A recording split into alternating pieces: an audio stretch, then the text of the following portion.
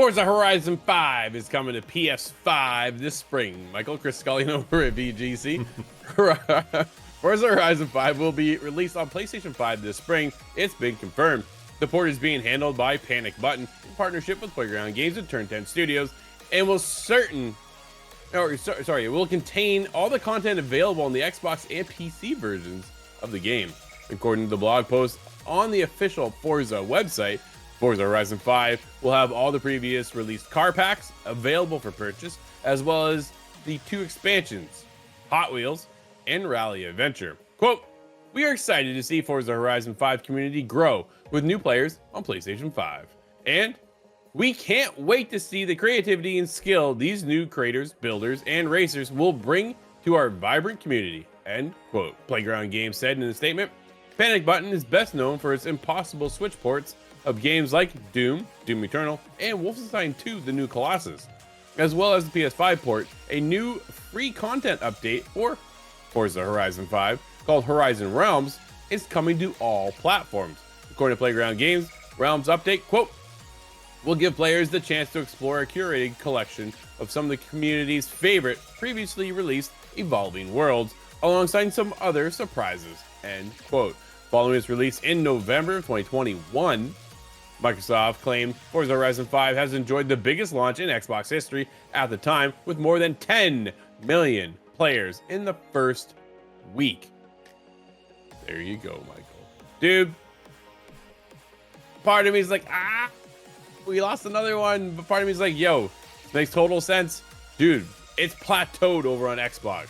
Time to bounce it. They're already shipping everything else over.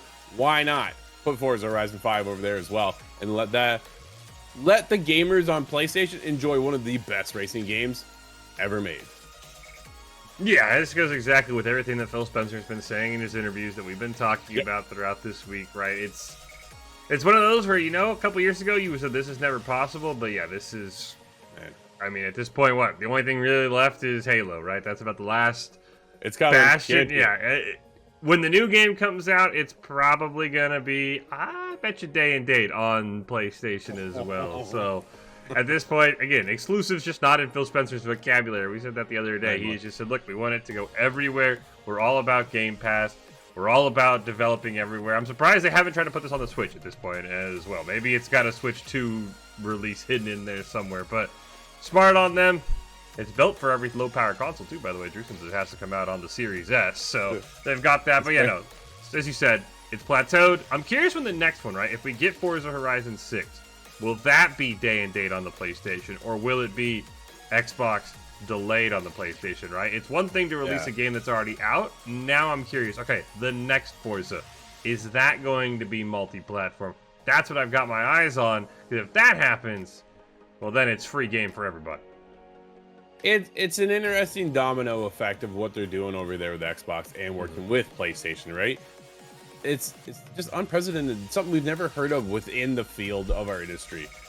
And, it's funny to watch as it unfolds and more Xbox titles go over to PlayStation. Dude, it just allows more people to play the games. Yep. At some point, we'll just be going, we have a box, that's what we play on, and we play everything.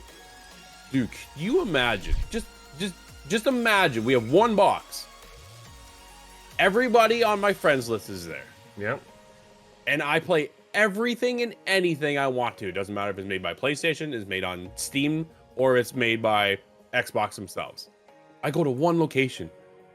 Simplifies everything. No longer would I need a Ubisoft Connect account. Wouldn't need a PlayStation Plus account, an Xbox account, this account, that account, unless I have to pool them all together into one device. This is where Xbox is leading, trying to be on every device, allowing you to play everything. Part of me is starting to come around and go, oh man, where's the exclusives? Why buy an Xbox? It's no longer buy an Xbox, it's buy Game Pass. Yep. Right? That's the biggest thing. At what point do you think we get Game Pass on PlayStation? Is that an opportunity that will happen? Or is I just kind of really shooting for the big tops with Xbox right now? I was wondering that the other day. I was saying this has got to happen, and it's really on to Sony, right? I have to assume Xbox has said, "Hey, you guys allow Game Pass," and Sony's like, "Yeah, no, not going to happen, right?" Unless probably not. But I think you're right. I do think at some point we are going to get Game Pass on PlayStation, And I think that box you're talking about is just going to be a PlayStation, right? We're going to buy a PlayStation, and we're going to get all our Sony games. We're going to get all our Microsoft games. They're going to be on one spot. But now that's the real. When's Phil Spencer going to come out at a big award show and say, you know what? I don't have a game to announce. I have Game Pass on PlayStation to announce.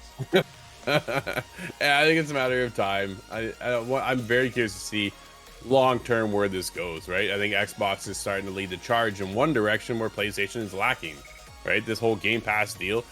Some people don't think it's good for the industry. Some people do feel it's great for the industry. Like losing out on day one sales, like think of God of War, right? If you put it out on Game Pass free day one, you lose all those potential sales of consumers coming in to buy not only your console because they don't have one yet, or buying your game, right? So they want to come in, swoop up it all at once, make your money back because games are 400, 300 million to make, right? Like they're huge. There's such a cost to make them over the course of so many years, 5 years, 4 years, 7, 8 years, right? That cost adds up. How do you recoup that? Put it on Game Pass? I don't think you're going to get all your money back, right? But that's long term for somebody else's profit. Xbox. As a game developer, a lot of questions rising up. Forza Horizon, though, again, right? When your game's plateaued, how do you get more people involved? You branch out, you send it somewhere else. And that's what they're doing. That's exactly where they're going. PlayStation 5, the biggest install when it comes to consoles, one of the biggest besides Switch. It's going to be curious to see how well it does when it does drop.